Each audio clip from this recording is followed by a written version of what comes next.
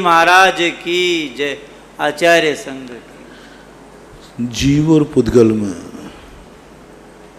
दो प्रकार की शक्तियां मुख्य हैं। कुछ शक्तियां स्वभाव रूप में हैं, कुछ शक्तियां विभाव रूप में, जिसे विभाव स्वभाव कहते हैं। विभाव भी वस्तु का स्वभाव ही है। एक वस्तु का स्वभाव होता है और एक धार्मिक स्वभाव होता है। स्वभाव के दो भेद करो। हाँ, तो जो विभाव होता है, विभाव स्वभाव होता है, वो संसारी प्राणियों में होता है, अशुद्ध पुद्गल द्रव्य में होता है। एक स्वभाव नेचुरल होता है, जानना और देखना, और पारमार्थिक स्वभाव होता है ज्ञायक स्वभाव। ज्ञायक जो स्वभाव है यह पारमार्थिक शब्द है। ये साधना से प्राप्त किया जाता है, ये तपस्या से प्राप्त होता है, ये वीतरागता से प्राप्त होता है, ये धर्म और शुक्ल ध्यान से प्राप्त होता है, ये शुद्ध उपयोग आदि भावों से प्राप्त होता है।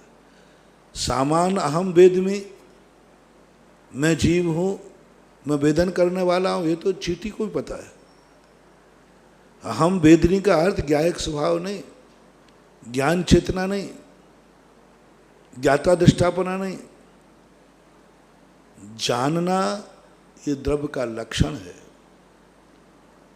स्वभाव नहीं। कल शाम को एक प्रश्न आया था, स्वभाव और लक्षण में क्या अंतर है? जानना ये जीव का लक्षण है, स्वभाव नहीं।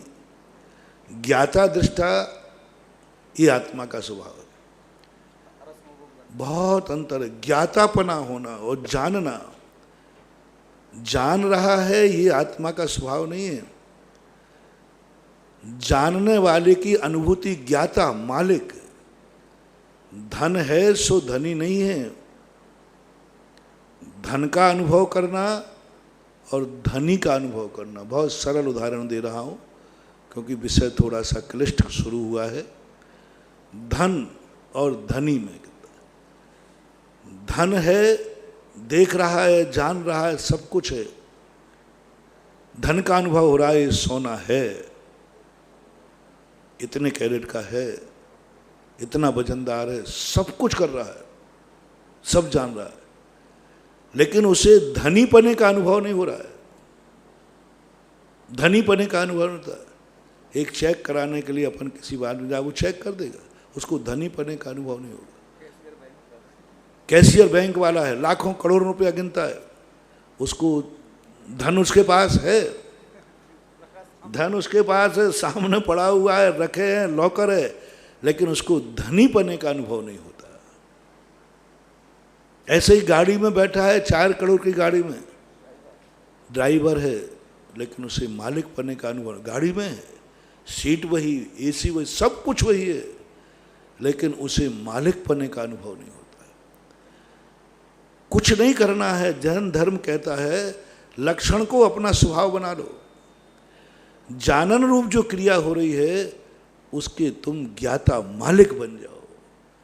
अभी अपना ज्ञान काम कर रहा है, लेकिन हमें मलकियत की अनुभूति नहीं हो रही है। जैसे मैनेजर को हम देख रहे हैं, लेकिन दृष्टापने की अनुभूति नहीं हो रही है, हमें पदार्थ की अनुभूति हो रही है, वस्तु की अनुभूति हो रही है। मैं देख रहा हूँ, ये लाइट है, देख रहा हूँ, जान रहा हूँ, जानने में आ रहा है, लेकिन मैं ज्ञाता दृष्टा नहीं बन पा रहा हूँ। मैं अपने ज्ञान की उस दशा की अनुभूति नहीं कर पा रहा हूँ जो दशा मात ज्ञाता दृष्टा। मुझे लाइट को देखते ही अभी अनुभूति होती है, ये लाइट अच्छी है या बुरी है। देखना, आप कुछ भी अंतर नहीं। मैंने देखा, चिंतन किया, पूज्यवर अमृतचंद सूर्य महाराज की 48 शक्तियों को देखा, चिंतन में आए, कुछ करना ही नहीं है, महत अनुभूति का अंतर है। अपन अभी कोई भी वस्तु देखते हैं, देखते ही तुरंत इष्ट अनिष्ट की कल्पना होती ही है। और या उपेक्षा की कल्पना होगी, हमें इससे क्या मतलब है, ये द्वेष हो गया। अपन किसी चीज को देखेंगे और अपनी पसंद के क्या देखना है, अपने मतलब की नहीं है, द्वेष हो गया, मध्यस्थ भाव हो गया। और एक होगा कि नहीं ये वस्तु मेरे मतलब की है। ये जो तव और मम का प्रत्यय है, ये उपादेय का प्रत्यय है, ये अभी संसारी प्राणियों में चलता है ज्ञान के माध्यम से। या तो हमें हे की अनुभूति होगी या उपादेय की अनुभूति। आप किसी को भी देख लीजिए, कभी भी आप आंख उठा के कुछ भी देखेंगे तो आपके मन में तुरंत भाव आएगा, ये मुझे देखना चाहिए या नहीं देखना चाहिए। जैसे कल अपन ने प्रवचन में समझा था, आज थोड़ा सा हम उससे ऊपर उठ रहे हैं। कल हमने ये कहा था कि तुम वह देखो तो देखने के बाद दूसरे से छुपाना ना पड़े। कहा था ना कल, किसी ने पूछा क्या देख रहे हो, तो आपको ये नहीं बोल, कुछ नहीं, ये झूठ बोलना छोड़ दो। आंख जब देख रही थी तो आपने ये शब्द क्यों आया कुछ। और मैंने कल कहा था, जब तुम कुछ गलत देखते हो और कोई तुमसे पूछता है तो तुम्हारे मुख से एकदम निकलेगा कुछ नहीं, ये सबसे बड़ा झूठ है। क्योंकि देखते हुए तुम्हें मालूम है मैं क्या देख रहा था, फिर भी तुम बोल रहे कुछ नहीं। क्या सुन रहे हो, बोले कुछ नहीं। तुमने क्या कहा था, मैंने तो कुछ नहीं कहा। महादेवता सा कहा था, अंधे के पुत्र अंधे होते हैं, ज्यादा मैंने बोले ही नहीं, इतने से कहा था। वो कहा क्या कहा, इसमें कौन सी बड़ी बात करी कि महाभारत खड़ा हो गया। तुम मोबाइल में किससे बात, किसी से नहीं।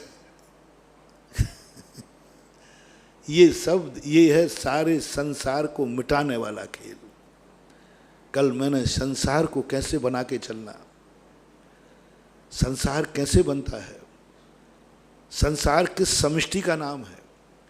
संसार कभी अकेले से नहीं चलेगा, कोई ना कोई साथ होगा, गृहस्थी होगी। जन्म ही तुम अकेले नहीं रह सकते, माँ की जरूरत है, पिता की जरूरत है, अब और क्या चाहिए। कर्म भूमि एक ऐसी विचित्र भूमि है जहाँ तीर्थंकर भी अकेले नहीं रह पाए, तीर्थंकर भी अकेले नहीं जन्म पाए। उनको भी किसी माँ से बना के चलना पड़ा, किसी पिता से बना के चलना पड़ा।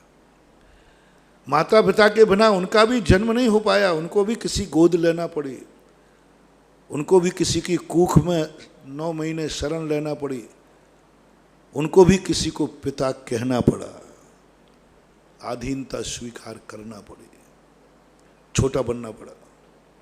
तीर्थंकर को जो उसी भाव में मोक्ष जाने वाले हैं, उनको भी बच्चा बनना पड़ा, उनको भी बालक बनकर के माँ की गोद में खेलना पड़ा, माँ को मम्मी कहना पड़ा, पिता को पिता कहना पड़ा, उनको भी मम्मी पापा का आदर करना पड़ा।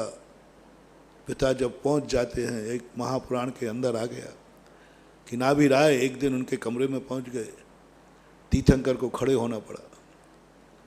तीर्थंकर वो चीज़ है जो सारी दुनिया उनको देख के खड़ी होती है, सारी दुनिया, किसी के लिए वो खड़े नहीं होते। तीर्थंकर अपनी जिंदगी में किसी का सम्मान नहीं करते, किसी का रिस्पेक्ट नहीं करते, किसी की उपचार विनय नहीं करते, किसी की भी नहीं। महाराज उनके सामने कभी पहुंचते नहीं, सामना होता नहीं, मंदिर में कभी उनका जाना होता नहीं, सौधर्मेंद्र आदि के लिए वो कभी खड़े होते नहीं।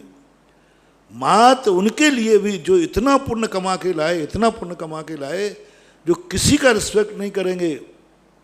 पूज्य जिनसेन स्वामी ने कहा, पंचम कर्म भूमि में जन्मोगे, कोई भी बड़े बनकर नहीं जन्मेगा, उसको छोटा होना ही पड़ेगा।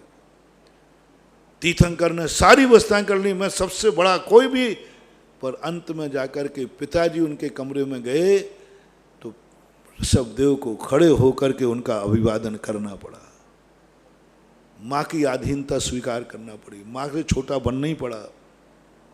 जब तीर्थंकर के लिए इस प्रकृति ने नहीं बख्शा कि तुम्हें किसी के साथ मिला के चलना ही पड़ेगा, जन्म लेना है तो कम से कम महानुभाव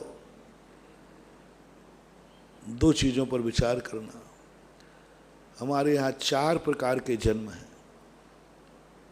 गर्भज, अंडज, पोतज और औपाधिक, उपास्य। इन 4 जन्मों में से अपन को कोई एक जन्म पसंद करना है। यदि सामान्य जन्म है, जैसे गर्भज है, पहले अपन चलते हैं देवों का।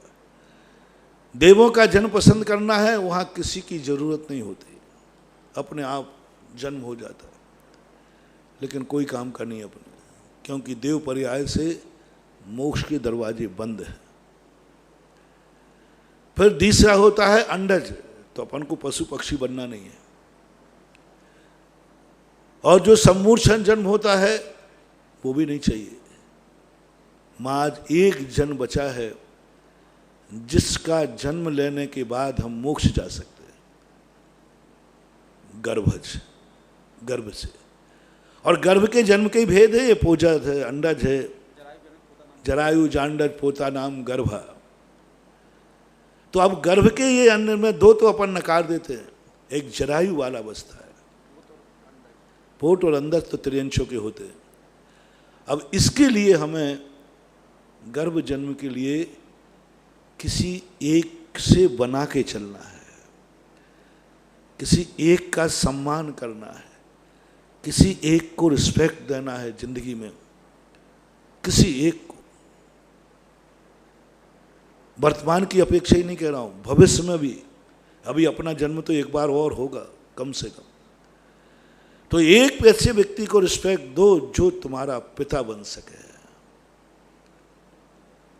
उसका कभी अनादर मत करना, चाहे तुम्हारे वर्तमान के पिता। अनादर में यदि वो पसंद हो तो, यदि आपको वो पिता पसंद नहीं है तो कोई बात नहीं, बदल सकते हो। अभी एक पिता एक भाव में ही होता है, दूसरे भाव में हो कोई गारंटी नहीं, अपन बदल सकते हैं। एक जीवन में नहीं बदल सकते, ध्यान रखना। हाँ, जीवन में तो अब जन्म हो चुका, जो माता पिता हैं वो तो चाहे अच्छे हों चाहे बुरे हों, वो तो घटना घट चुकी है।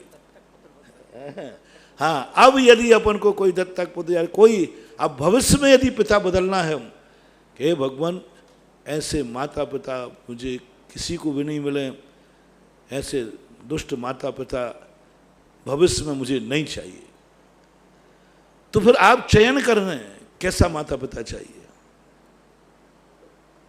इस संसार में बहुत सारी वैरायटियां देखें, ये मार्केट है, बहुत बड़ा संसार, बहुत बड़ा मार्केट। हर चीज की पसंद होती है यहाँ पर, हर चीज तुम भविष्य में क्या चाहते हो वो इस संसार का मार्केट है। एक बैठ करके कल्पना बनाओ तुम्हारा पिता कैसा हो, तुम्हारा पिता कैसा हो, बनाओ, लिखो, नोट करो डायरी में, मेरे पिता के पास ये गुण होना चाहिए। और जो जो गुण तुम चाहते हो बस उन गुणों की तुम पूजा शुरू कर दो। उन गुणों से व्यक्ति जो भी मिले उसका सम्मान शुरू कर दो।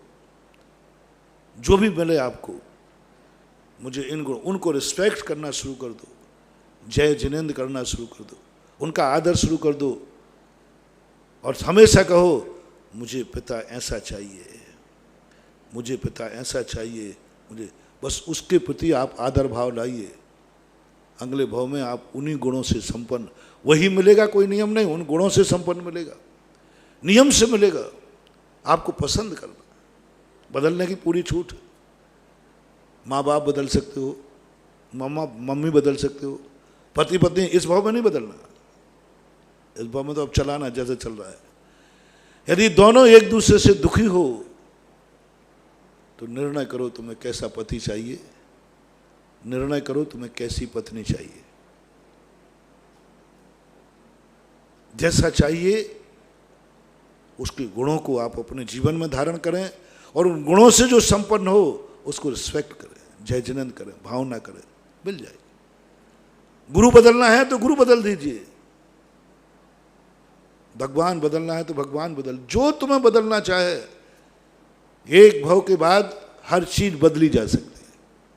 कुल बदलना चाहे कुल बदल जाएगा, जाति बदलना है जाति बदल जाएगी, क्षेत्र बदलना क्षेत्र बदल जाएगा। आपको कौन सा क्षेत्र अच्छा लगता है, आप उसी क्षेत्र की महिमा गाइए, उसी क्षेत्र को रिस्पेक्ट कीजिए, उसी क्षेत्र के आदर कीजिए, और जिस पर रह रहे हैं उसको कोसिए, कोसिए, प्रतिदिन उठकर निंदा करिए कैसा गंदा क्षेत्र है, भगवान करे इस क्षेत्र में किसी का जन्म ना होवे तो वहां जन्म होवे ऐसा। काल की आप निंदा करते थे, हे भगवान इस कलयुग में कोई नहीं जन्म है, बस मुझे सतयुग चाहिए, चौथा काल चाहिए। अगला जन्म आपका वहां होगा जहां चौथा काल होगा। पर ये आपको कहना पड़ेगा कि आप चौथा काल क्यों चाहते हैं, चौथे काल में क्या विशेषता है, और अभी इस काल में क्या कमी है तुम्हारे में, पंचम काल में क्या कमी है, चौथे काल में क्या नहीं था, क्या है वहां पर, वो आप बनाइए और बस उन्हीं गुणों की आराधना करिए। काश चौथा काल मिलेगा तो मैं मुनि बनूंगा, ध्यान करूंगा, केवल ज्ञान प्राप्त करूंगा, मोक्ष जाऊंगा, भगवान के समोषण में जाऊंगा, ये करूँ, बस एक कल्पना। क्यों? जो चीज पंचम काल में है वही चीज यदि तुम्हें चाहिए है तो फिर तुम्हें नहीं मिलेगा, वो निदान है, दोष लगेगा। लेकिन कुछ ऐसी चीजें बताओ जो सबको बता सको। चौथा काल यदि तुमने गुरु से आशीर्वाद लेने पहुंचे, महाराज मैं चौथा काल चाहता हूं, मेरा जन्म अगला चौथा काल हो, तो गुरु पूछेंगे क्यों? तो ऐसे पॉइंट लिखो जो गुरु को बता सको, गुरु महाराज चौथे काल में विशेषता है। गुरु कहे अच्छा इन बातों को तू चाहता है, गुरु दोनों हाथ से आशीर्वाद देंगे, आपको चतुर्थ काल जहां होगा वहीं जन्म होगा। ऐसी कोई चीज मत बताना जो गुरु को नहीं बता सको, वो कल की बात ध्यान रखना। ऐसी कोई चीज, महाराज आशीर्वाद दो मेरा चौथे काल में, बोले क्यों, कारण क्या है? महाराज चौथे काल में बताते धन दौलत खूब होती है, खूब वैभव होता है, ठाठ होता है, नहीं, फिर तो आपको निदान बंद होगा, गुरु आशीर्वाद नहीं देगा। ऐसी चीज मांगो। क्यों चाहते हो विदेह क्षेत्र, क्या अंतर है विदेह क्षेत्र में, भरो फारम में, वहाँ समोषण है, साक्षात भगवान है, मोक्ष है, और मैं इसके कारण से विदेह क्षेत्र चाहता हूँ। मुझे वो क्षेत्र नहीं चाहिए जहाँ मोक्ष के दरवाजे नहीं खुले हैं। निंदा कीजिए, घरिया कीजिए, तीनों टाइम आलोचना कीजिए, अंदर से आपको मिल जाएगा। आपको जैन कुल क्यों नहीं चाहिए, कौन सा कुल चाहिए, फलाना कुल, क्यों? कारण बताओ। यदि अच्छा कारण हुआ तो गुरु आशीर्वाद देंगे, गंदा कारण हुआ आशीर्वाद नहीं मिलेगा, और गुरु के आशीर्वाद के बिना तुम पा भी लोगे तो वहीं से नरक जाओगे। ध्यान रखना, कोई भी चीज यदि तुमने कहा महाराज मैं नहीं बताऊंगा, लेकिन अंदर से इच्छा करूंगा मुझे ये मिल जाएगा, लेकिन वहीं से सीधे नरक जाओगे, वहां कोई नहीं रोक सकता उसको। वो तुम्हारे लिए दुख का कारण बन जाएगा, क्योंकि वो कार्य ऐसा था जो तुम गुरु को भी नहीं बता सकते थे। जो कार्य तुम गुरु को नहीं बता सकते हो, वो कार्य तुम कर तो लोगे, सफल भी हो जाओगे, लेकिन उसके बाद तुम्हें जेल हो जाएगा, दुर्गति हो जाएगी, दुख उठाना पड़ेगा। क्योंकि वो कार्य तुमने गुरु से छुपा लिया, और चाहा तो भगवान मैं माला फेर रहा हूं, मुझे ये वस्तु मिल जाए, और धर्म से चाहिए, तुमने धर्म कार्य से चाहा, वो निदान बंद कहलाता है। लेकिन तुम गुरु को नहीं बता सकते, चाहते तो हो, माला भी फेर रहे हो, ऐसे निदान बंद से दुर्गति होती है। जैसे रावण की, रावण ने चाहा था, मिला, दुर्गति हुई, बुरी हुई, निंदा हुई। जैन दर्शन में द्रौपदी ने ऐसा भाव किया था, उसे मिला, लेकिन वो निंदा रूप में मिला, अपवाद रूप में मिला।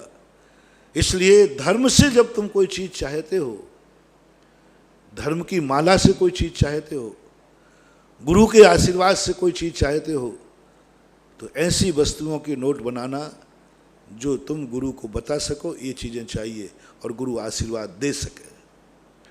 और जब गुरु के आशीर्वाद से तुम्हें कोई चीज मिलेगी, वो कभी तुम्हारी दुर्गति का कारण नहीं होगा, वो सदगति ही ले जाएगी। इसलिए आप यदि जैन कुल बदलना चाहते हैं तो इतना ही पूछा जा रहा क्यों? आप चाहते हैं कि ये इस कुल में मेरा जन्म ना हो, क्यों? कमी बताओ। और दूसरा कुल कैसा हो, दो चीजें बताना है। इस कुल में मेरा जन्म नहीं हो, और दूसरा कुल है उसकी विशेषता क्या है, इसमें दोष क्या है। माता पिता को बताओ, इन माता पिता में क्या कमी है, ये पहले निर्णय करो, जिससे तुम दुखी हो, जिससे तुम परेशान हो। कहीं इसलिए तो परेशान नहीं हो कि तुम्हें मम्मी पापा शराब नहीं पीने देते। हाँ, तुम्हारी परेशानी का मैंने तो कह दिया, जो मम्मी पापा से परेशान हो मम्मी पापा बदल जाएंगे, मैं अदला बदली करा दूंगा अगले भाव में। तो कहीं ऐसा तो नहीं है कि तुम कह रहे हो महाराज मेरे मम्मी पापा बहुत खतरनाक हैं। बोले क्यों? मुझे गुटखा नहीं खाने देते, मुझे शराब नहीं पीने देते, मुझे बुरे भाव नहीं करने देते, मेरे ऊपर 24 घंटे चौकसी रखते हैं। बंधु, आशीर्वाद नहीं दे पाऊंगा, आशीर्वाद नहीं दे पाऊंगा। बेंगलोर में बताते, एक बच्ची ने आत्महत्या कर, पिता का मर्डर कर दिया, अभी आया था ना पेपर में, पिता का मर्डर कर दिया मात्र इतने कारण से। मोबाइल में, वो पढ़ाई का समय था, परीक्षा का समय था, वो मोबाइल में कुछ जो भी देखती हो गलत अच्छा, पिताजी उसको देख, पढ़ तुम पढ़ा, मोबाइल नहीं देखना। बस इतना सा तैस आया, ये पिता मेरे लायक नहीं है, उसने पिता का मर्डर कर दिया, प्राण ले लिए, मार ही डाला, मात्र इतनी शिकायत के कारण। संसार में ऐसे कितने लोग हैं जिनको माता पिता इसलिए अच्छे नहीं लगते हैं क्योंकि वो तुम्हारी हर बुराई पर निगरानी रखते हैं, हर बुराई पर, हर कमी पर निगरानी रखते हैं। 24 घंटे तुम्हारे CID करते हैं, 24 घंटे तुम क्या खा रहे हो, तुम क्या बैठ रहे हो, तुम क्या बोल रहे हो, तुम क्या कर रहे हो। ये 24 घंटे की निगरानी रखने वाले माता पिता आपको पसंद नहीं है। आई एम सॉरी, प्लीज, आशीर्वाद नहीं दे पाऊंगा। मैं तो चाहते ही वही हूं कि संसार का हर माता पिता वो हो, चाहे भली बेटा उसका मर्डर कर देवे, लेकिन बेटे पर 24 घंटे निगरानी रखे। मैंने तो यहां तक कहा कि मुनीम से हिसाब लेवे या नहीं लेवे कोई, कि शाम को बेटे से हिसाब लिए बिना पिता को नहीं सोना चाहिए। आज तुझे 100 रुपया दिया था, उसका हिसाब बता, हिसाब दो, देने में कमी नहीं। कल जब मिलेगा, जब कल का पहला हिसाब, बिल्कुल व्यापारी बन जाओ, जैसे दुकानदारी में करते ना। पुराना ग्राहक आते, भाई पुराना तो चुका, पुराना चुका दे, फिर नया ले जा। ऐसे ही बेटे से कहना, कल का खर्चा जब मिलेगा पहले आज का हिसाब दे। मैंने 500 रुपया दिए थे, क्या क्या दिया। हो सके थोड़ा अति हो जाएगी, कच्चा बिल मत लेना, पक्का लेना। कच्चा बिल क्या पता उसने बना के रख दिया हो, तो क्या पता किसी दोस्त से दस्तखत करा लिया हो, तो कच्चे बिल तो कोई बना ले। पक्का बिल लाओ, 500 रुपये कहाँ खर्च किए तूने। यदि हर माता पिता अपने बेटे से पक्का बिल मानने लग जाए ना, तो चाट पकौड़ी वाले भी पक्का बिल रखेंगे वो भी पक्का बिल काटेंगे, क्योंकि उसका पापा मांगेगा।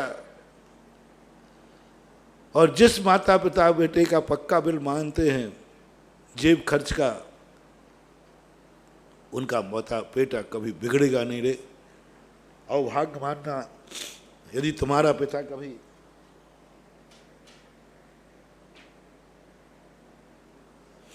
ऐसा मिल जाए, मान लीजिए, जो तुम्हें खर्चा देने के बाद शाम को हिसाब मांगे, तो मेरा बेटा कान मान लेना, समझ लेना, तुम्हारे से बराबर पुण्यात्मा कोई दूसरा जो नहीं है जो ऐसा पिता मिला, जो हिसाब मांगता, शाम को हिसाब दो, किसमें जेब खर्च किया तूने।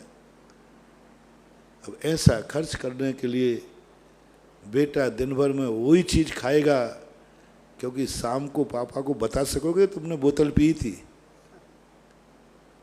डर जाएगा, कांप जाएगा वो।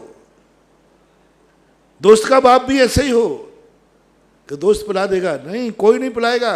वो कहता मेरा बाप तो तेरे से खतरनाक है, वो तो अभी कहो मेरे पीछे घूम रहा हो, कहीं किसी को लगा दिया हो मेरे पीछे।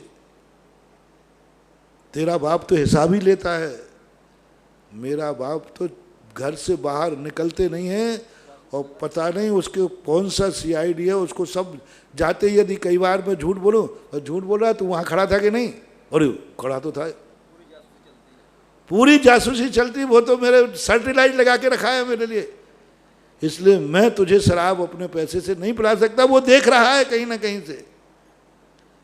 यदि ऐसा पिता तुम्हें मिल जाए, समझ लेना तुम संसार के सर्वश्रेष्ठ धर्मात्मा पुण्यात्मा जीव हो। और ऐसे को जो अवभाग्य मान लेगा, एक दिन वो तीर्थंकर की गोदी में जन्म लेकर बेटा बनेगा।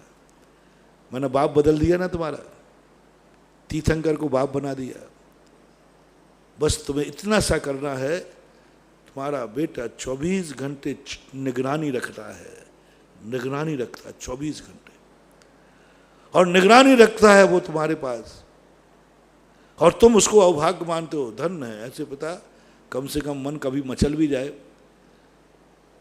उम्र का तकाजा है, कभी मन में बुरे भाव आ भी जाए, लेकिन मैं अपने बाप के कारण से, मैं तो सावधान नहीं हूँ, लेकिन बाप मेरा इतना सावधान है, उसकी सावधानी कारण मैं नहीं गलत कर पाऊंगा, मैं नहीं खा पाऊंगा गुटखा, क्योंकि वो मेरे पीछे यहीं कहीं घूम रहा होगा, वो देख रहा होगा कहाँ है, यहाँ तो अरे वो बहुत बहुरूपिया है मेरा बाप, पता नहीं किस भेष में है, छुपाओ, कब वो चाट का ठेला बन के खड़ा हो गया हो मेरे लिए, अरे उसके बाद बहुत सिद्धियाँ हैं, अरे वो महाराज का, हमारे महाराज का बहुत भक्त हो, महाराज ऐसे गुण सिखा देते हैं कि वो कहो हमारे साथ चाट खा जाए, और बाद में कहे मैं ही तो था तेरे साथ चाट होता है कई बार ऐसा।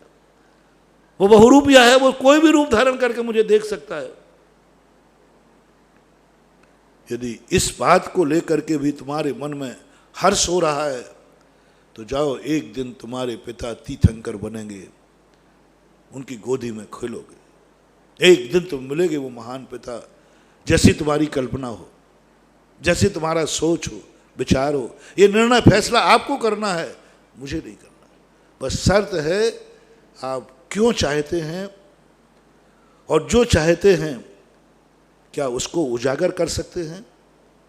उजागर कर सकते हैं तो आप सफल होंगे और दिन दूने रात चौगुने बढ़ेंगे, और नहीं कर सकते हैं तो फिर आपको वह बात खतरनाक सिद्ध हो जाएगी। इसलिए मैं कह रहा हूं कि कल जो मैंने बात कही थी, संसार को संभालने की बात कही थी, जिसको तुम चाहते हो और कल भी चाहते हो, उसको तुम रिस्पेक्ट देना शुरू कर दो। खोल दो सारी जिंदगी किताब, जो जिस संबंध में आता हो, कहीं ना कहीं तुम्हें सब कुछ खोल के रखना है। जिंदगी में एक व्यक्ति वो चाहिए तुम्हें, जिसके सामने तुम सब कुछ कह सको। एक बार गाइड कैसा होना चाहिए, अपनी जिंदगी का निर्देशक कहना हो चाहिए, अपना जिंदगी का मालिक कैसा होना चाहिए, अपनी जिंदगी का स्वामी कैसा होना चाहिए, निर्देशक, गाइड कहना, कुछ भी कह लो, जो आपका, आप चाहते हो कि ये मेरी जिंदगी का आलम्बन है, वो कैसा होना चाहिए। खोज लेना, सोच लेना पहले, बनाने के पहले, जिसके सामने तुम सब कुछ कह सको और तुम्हें डर ना लगे, तुम्हें ये लगे क्योंकि मेरी बात यदि इसको बताऊंगा, ध्यान रखना, ये मुझे बदनाम नहीं करेगा, मुझे नज़रों से नहीं गिराएगा, मेरे से अपराध तो बहुत बड़ा हुआ है, लेकिन मैं किसी को नहीं बता सकता, किसी को नहीं, जो सुनेगा वो मुझे नज़रों से गिरा देगा, जो गिरेगा वो मेरे से घृणा करेगा, जो सुनेगा मेरी उपेक्षा करेगा। इसलिए मैं किसी को अपनी बात नहीं, तो तुम अनाथ हो, तुम अनाथों में जन्मोगे, तुम्हारा भविष्य ऐसा होगा कि तुम्हें अनाथ बन के जिंदगी गुजारना पड़ेगी। तुम इतने बड़े संसार में, और एक बहुत बड़ा पाप बता रहा हूं महानुभाव, हर व्यक्ति के पास एक ऐसी बुराई है जो आज तक किसी को नहीं बताई होगी और बताना भी नहीं चाहोगे। हर व्यक्ति के अंदर जो मेरा प्रवचन सुन रहे हैं, सब लोग अपने 1 मिनट के लिए स्मृति में चले जाओ। क्या तुम्हारी सारी बातें दुनिया में किसी ना किसी को पता है? जब से तुमने होश संभाला है, जब से तुमने होश संभाला है, तब से याद करो, आज के दिन होमवर्क है, कितनी बातें हैं जो किसी को पता नहीं है, तुम्हें पता है। देखना, बहुत बड़ा रहस्यमय सूत्र दे रहा हूं सारे जगत के लिए, और उन बातों की संख्या निश्चित करो। कितनी बातें हैं जो आज तक तुमने किसी को नहीं बताई? क्यों क्यों क्यों नहीं बताई? फैसला करो, निर्णय करो, तुरंत करते जाना निर्णय। पहली बात तो एक भी व्यक्ति बता दो जिसकी जिंदगी में मुनियों के अलावा, क्योंकि ये तो प्रतिक्रमण में सब कुछ उनको स्पष्ट करना ही पड़ता है। गृहस्थ बता दीजिए, आप कोई भी गृहस्थ बता दीजिए जिन्होंने अपनी जिंदगी में कोई ऐसा व्यक्ति हो जो ये कह सके मेरी सब कुछ बातें फलाने को पता है, फलाने को पता। आप जिसका नाम लो, मैं कोई नाम नहीं ले रहा हूं, जिसका भी नाम, आप डाकू हो, दोस्त हो, यार हो, कोई भी हो, आपका एक नाम पूछूंगा कि इसको मेरी सब कुछ बातें मालूम है, एक भी। दूसरा प्रश्न होगा, महाराज जी बातें तो हैं, क्यों नहीं बता सकते हो? ये कारण और बता दो, क्यों नहीं? आप नोट करो, महाराज मैं नहीं बता सकता हूं क्योंकि मेरे यहां छापा पड़ जाएगा। मैं सब बता रहा, जान रहा हूं। महाराज जी कोई संपत्ति ऐसी हैं जो नहीं हमने उजागर के, कोई बात, छापा पड़ जाएगा, वहां लिख देना छापा पड़ जाएगा। उजागर इसलिए डाकू लूट ले जाएगा, कोई गुंडा लूट ले जाएगा, और लिख देना ये संपत्ति मैंने छुपा के रखाई, किससे? देखना, मैं मार्क करता जाऊं, किससे छुपाई? बोले सरकार से, डाकू से। मैं उसमें कोई नंबर नहीं काटूंगा। आप ग्रस्त हैं, ग्रस्त केस में नंबर नहीं कटते, नंबर नहीं कटे। नंबर आपको मिल जाएंगे, थोड़े से माइनस मार्क होता है, लेकिन अब तुमने कहा कि मैंने ये वस्तु इसलिए छुपाई कि मम्मी पापा को पता नहीं चल जाए, अब नंबर कटेंगे, माइनस मार्किंग। अब नंबर कटेंगे, तुमने किससे छुपाया? पति पत्नी में छुपाया। अब नंबर कटेंगे, तुमने किससे छुपाया? गुरु से छुपाया, गार्जियन से छुपाया। अब नंबर इतने कट जाएंगे कि आप फेल होते हैं। आपका क्यों का जवाब देना है, आज तक वो बात क्यों नहीं बताई? महाराज जी अब 2 प्रकार के लोग आएंगे, छुपाई तो है, और मैं कहूंगा ये बहुत बड़ा पाप किया है तुमने। सबसे बड़ा पाप दुनिया में, मैं किसी पाप को नहीं कह सकता, दुनिया में किसी पाप को मैं बड़ा नहीं कह सकता, है ही नहीं कोई। किसी ने मर्डर कर दिया, कोई बड़ा पाप नहीं। किसी ने कुछ भी कर लिया, कोई बड़ा पाप नहीं है।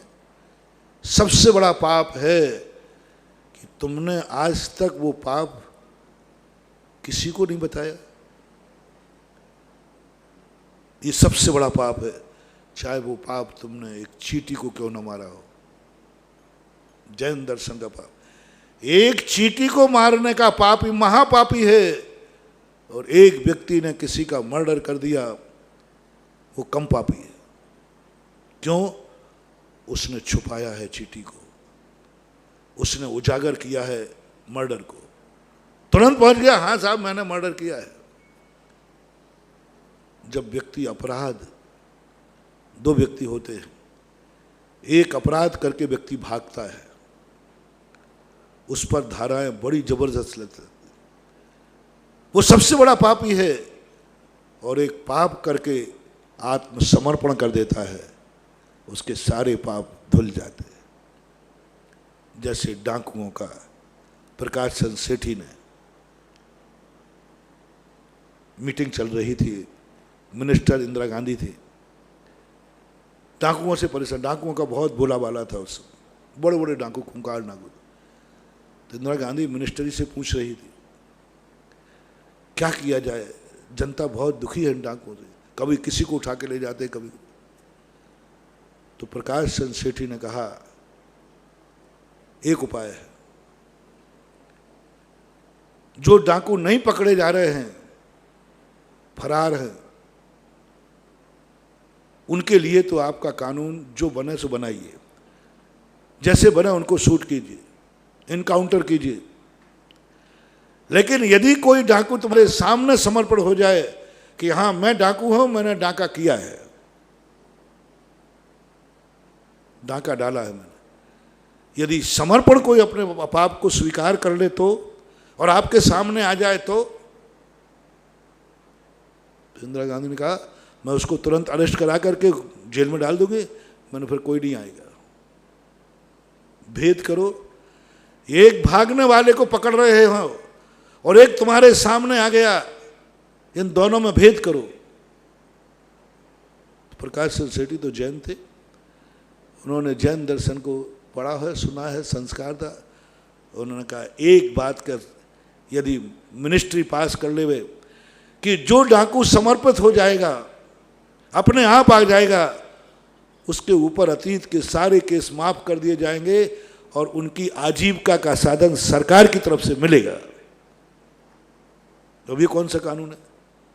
कोई कानून नहीं था कि अपने आप अपराधी अपराध स्वीकार कर ले तो उसे माफ किया जाए, माफ किया जाए उसे सरकारी, क्योंकि उसने अपराध स्वीकार कर लिया तो स्वीकार करते तो सजा दी जाती है। बोले नहीं, नया कानून बनाइए आप।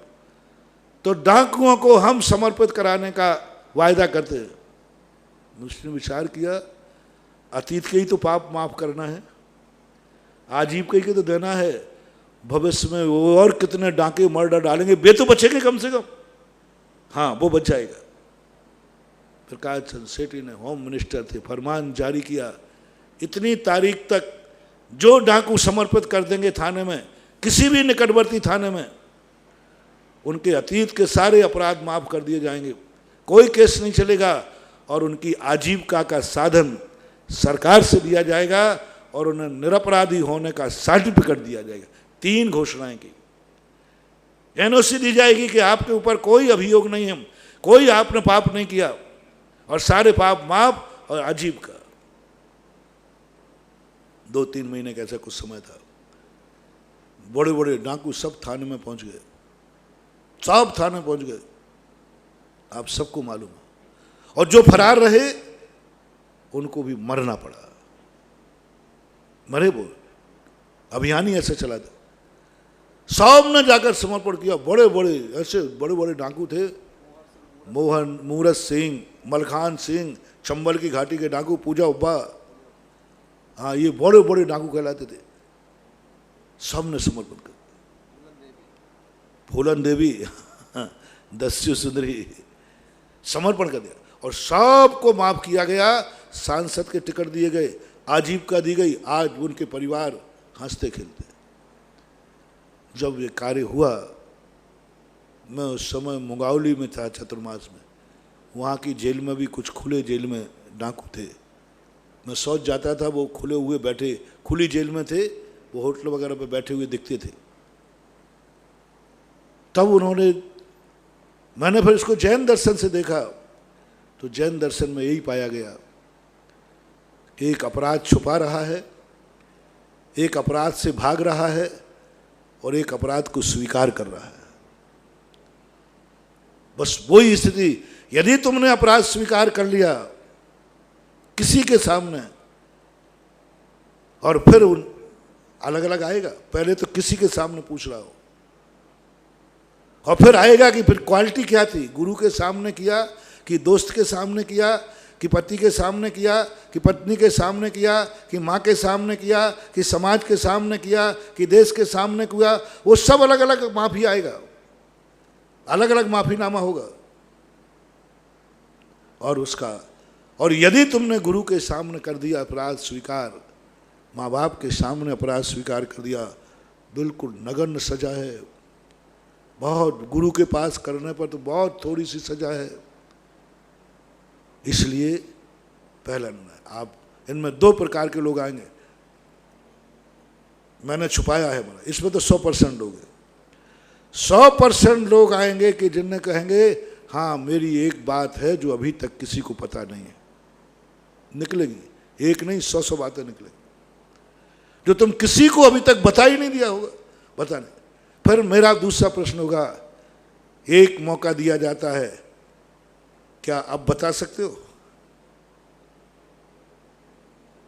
चलो भूल चूक लेना देना, अतीत में जो हो गया वो हो गया। महाराज जी मालूम नहीं था कि हर अपराध को बता देने से अपराध की सजा कम हो जाती है। हम तो समझते थे कि अपराध बता देने से जेल और हो जाएगा। नहीं, जैन दर्शन प्रकाश चंद्र सेठी जैसा है। अपराधी इसलिए नहीं बताता है कि मैं बताते ही जेल होगा, उसे ये विश्वास हो जाए बताते ही मुझे गले लगा लिया जाएगा। उसे तो मालूम है कि मैं बताऊंगा और मेरा गला उतारेंगे, मेरी निंदा करेंगे, सब मुझे देखना बंद कर देंगे, पत्थर मारेंगे, क्योंकि दुनिया पाप से घृणा नहीं करती है, पापी से घृणा करती है, और ये पत्थर मारेंगे मुझे। इसलिए मैंने आज तक बताया नहीं, बताऊंगा भी नहीं, क्योंकि दुनिया घृणा करेगी, बहुत घृणा करेगी। महाराज आपको ही पता चल जाएगा तो आप भी मुझे देखना बंद कर देंगे, बोलना बंद कर देंगे। महाराज मैं नहीं बताऊंगा आपको। डर क्या है? बताने में डर क्या है? यही ना कि जेल हो जाएगा। एक बार जेल में प्रवचन कर रहा था, बेगमगंज की बात है, वहां प्रवचन हुआ था, छोटा सा स्थान था। वहां जाकर के 2-3 जगह और हुई घटना, और भी जेलों में हुई। मैंने जेलियों से पूछा कि तुमने क्या अपराध किया? उन्होंने ऐसे बता दिया एक बार में। तो जेलर खड़े थे, बोले महाराज जी ये क्या मामला है? इसको रिमांडर पर ले करके पुलिस वालों ने हाथ पैर तोड़ दिए, देखो इसके हाथ पैर टूटे, पर इसने अभी तक बकरा नहीं है, इसलिए पुनः जेल इसको मिला। अभी ये इसने अभी तक अपना अपराध कबूल नहीं किया, और मार मार करके डंडे टूट गए, हाथ पैर टूट गए, सब कुछ कर लिया, और आपके सामने तो ऐसे कह रहा है जैसे कि मैंने कहा जेलर साहब अंतर है, अंतर है। आपके सामने अपराध कबूल कर दे, तुम जेल में सजा डाल दोगे, और मेरे सामने अपराध स्वीकार करने पर मैं आशीर्वाद दे रहा हूं, गले लगा लूंगा। धर्म आत्मा दोनों दंड देते हैं। अपराधी अपराध स्वीकार करने पर साधु उसे, धर्म उसे गले लगाता है, और राजनीति में यदि अपराध स्वीकार कर लो तो उसे जेल में डाल दिया जाता है। इतना अंतर है। विदेही एक बार जंगल में बैठी हुई थी। जब भी जनक सीता जंगल में अकेली बैठती, चारों तरफ से खरगोश पक्षी सब उसके चारों तरफ घेर लेते, और जैसे राम लक्ष्मण आते वे सब भाग जाते। तो एक दिन रामचंद्र ने पूछा, हे सीते तेरे पास एक क्या जादू है? तू जब अकेली बैठती है तो सारे पक्षी तुझे घेर लेते, मुझे बहुत अच्छा लगता है, मेरा भी मन करता है कि सारे पक्षियों के बीच में मैं बैठकर मैं भी बैठूं, तू ऐसा क्या जादू करती है? बोले साहब कोई जादू नहीं है, बस तुम्हारे कंधे पे जो टंगा हुआ है ना तीर कमान, ये तीर कमान का डर है इनको। यदि ये तीर कमान आप हटा दें, और मेरे पास तीर कमान है नहीं, पशु भी तीर कमान की भाषा जानते हैं। कितना बड़ा सा उनको डर है कि ये कभी भी मार सकता है, और मेरा सा डर है कि मेरे पास प्राण लेने का कोई साधन ही मेरे पास है। बस हर अपराधी मात इस बात से डर रहा है कि मेरा अपराध उजागर होने के बाद मुझे सजा मिलेगी, सजा मिलेगी। जेलर साहब बोलो, यदि आपके पुलिस के सामने ये अपराध कबूल कर ले, पुलिस वाले कहते भी है तू अपराध कबूल कर ले मैं बरी करा दूंगा, लेकिन आपका कानून क्या कहता है? यदि पुलिस वाले के सामने अपराधी अपराध कबूल कर ले तो उसको बरी कर देंगे कि पेशी कराएंगे? पेशी कराएं, जेल में भेज देंगे। इसलिए वो कबूल नहीं कर रहा है। और साधु के पास कबूल करने में क्यों कर लिया? क्योंकि ये जेल नहीं भेजेंगे, ये कहेंगे ये सुधर सकता, आशीर्वाद देंगे, गले लगाएंगे, क्योंकि अपराध स्वीकार कर लिया। इसलिए महानुभाव मैं कह रहा हूं, अपराध आप स्वीकार नहीं कर रहे, अब कर लीजिए स्वीकार। भूल चूक लेना देना सब एक मौका देता हूं, सारे संसार के लिए मौका देता हूं। जो जो बातें आपने की हैं आज तक किसी को नहीं बताई, वो किसी ना किसी को बताना है। दोस्त को बताओगे 1% अपराध माफ होगा, 99% सजा मिलेगी। अपने दूसरे एक दूसरे को बताओगे पति पत्नी 5% सजा कम होगी। माता पिता को बताओगे 25% सजा कम हो जाएगी। पूरी समाज को बता दोगे 50% सजा खत्म हो जाएगी। और किसी अच्छे गुरु को बता दोगे तो 75% सजा कम हो जाएगी। 25% की सजा थोड़ी सी, एक बार कुछ दिन के लिए तो जेल में जाना पड़ेगा। उन डाकुओं के लिए भी 5-6 महीने के लिए जेल में। जेल नाम मात्र का था, खुली जेल थी, नाम मात्र का जेल था। बात इसलिए कि कोई कानून कार्रवाई पूरी करना थी। यानी घर जैसे रखे जाओगे, गुरु के सामने खोल देने पर घर जैसे रखे जाओगे, थोड़ी सजा मिलेगी। लेकिन कितना बड़ा, और यदि कबूल नहीं किया तो आपको फरारी का केस चलेगा और कर्मों की ऐसी धारा लगेगी कि जिस दिन पकड़े जाओगे घानी में पेल दिए जाओगे, चमड़ी उधेड़ ली जाएगी और तिल तिल टुकड़े कर दिए जाएंगे, फिर कोई दया नहीं की जाएगी। इसलिए बहुत बड़ी बात तुमसे कह रहा हूं, संसार में एक व्यक्ति चुनो, एक व्यक्ति। यदि अनाथ नहीं होना है, यदि तुम्हारी जिंदगी में कोई भी व्यक्ति नहीं आ पाया जिसको तुम अपनी बात बता सको, तो तुम्हारा अगला भव अनाथ। आपके ऊपर कोई गार्जियन नहीं होगा, कोई स्वामी नहीं होगा, कोई रक्षक नहीं होगा, कोई छाया नहीं होगी। आप अनाथ होकर के जिंदगी व्यतीत करोगे। पशु पक्षियों जैसे अनाथ की स्थिति बन जाएगी। जन्म तो देंगे माता पिता, जन्म तो देगी दुनिया, लेकिन तुम्हारा शरण कोई नहीं होगा, संकट कोई में तुम्हें काम नहीं आएगा। ये दशा क्यों मनुष्य से पशु बन जाते हैं? क्योंकि उनने अपनी जिंदगी में कोई एक खोज लो, मरने के पहले खोज लो एक व्यक्ति जिससे कुछ भी नहीं छुपाना, कुछ भी नहीं छुपाना। बहुत कठिन है हमारे। हाँ, कहीं ठगे मत जाना, कहीं ठगे मत जाना। सामने वाली तुम्हारी कमी पता करके ही 90% लोग ब्लैक मेलिंग करेंगे। हाँ, ब्लैक मेलिंग करेंगे। और ब्लैक मेलिंग इतना खतरनाक है कि उससे तो मरकर पशु बन जाना ठीक है, लेकिन ब्लैक मेलिंग का टॉर्चर, व्यक्ति को जिंदा लाश है वो, ब्लैक मेलिंग को टॉर्चर करे। बताते समय सोच लेना, उसको अच्छी तरह परखो, अच्छी तरह परखो, बहुत परखो। उसको वो बात बताना है जो तुमने किसी को नहीं बताई, और सब बात बताना है। ऐसा व्यक्ति खोजना बहुत कठिन है।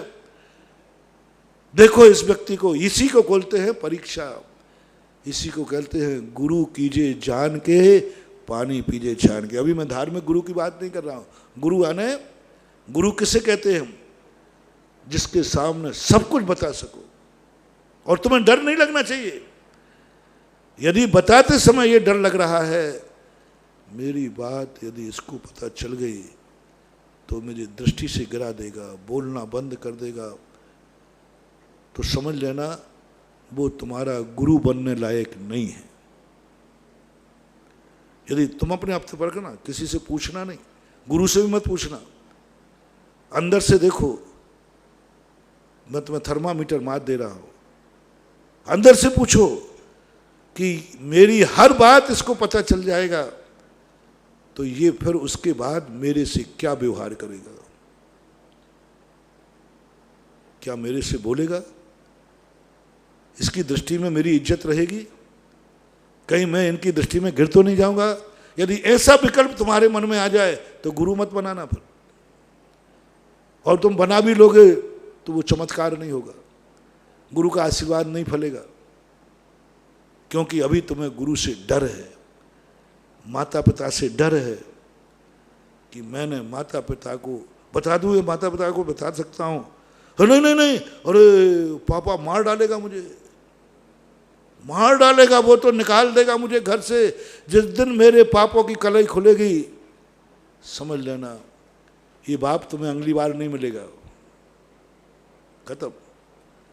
क्योंकि बाप पर तुम्हें संदेह है और तुमने बहुत बुरा पाप किया है, जो ऐसा बाप मिला कि तुम्हारा पाप पता चलते ही वो मार डाले, घर से निकाल दे, ये बाप तुम्हारे पाप कर्म के उदय। माँ बाप तो वो हैं जो बेटे की हर अपराध को स्वीकार करके बस एक ही चाहते हैं, माँ बाप मेरे से छुपाना नहीं, बाकी सब मैं कर लूंगा, मेरे से छुपाना मत, सब मैं निपटा लूंगा। क्या तुम्हारे माँ बाप ऐसे हैं जिनको तुम्हारे सब कुछ बताने में तुम्हें कोई डर नहीं लगता, कोई संकोच नहीं लगता, और मैं उनसे कुछ छुपाता भी नहीं, छुपाता भी नहीं। जाओ एक दिन तुम तीर्थंकर जैसी माता, तीर्थंकर जैसे पिता की गोदी में खेलोगे, क्योंकि तुमने पूर्व भाव में ऐसा पिता पाया था जिसको सब कुछ बता दिया, और पिता भी ऐसा था, सब कुछ जानने के बाद भी बेटे को अपनी नाकों से नहीं गिराया।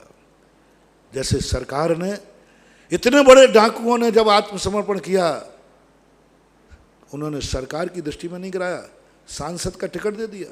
बोलो संसद क्या बड़ी चीज होती है, फूलन देवी संसद बनी, जीती, टिकट दे दिया, सब भुला दिया। क्या तुम्हारा बाप ऐसा है?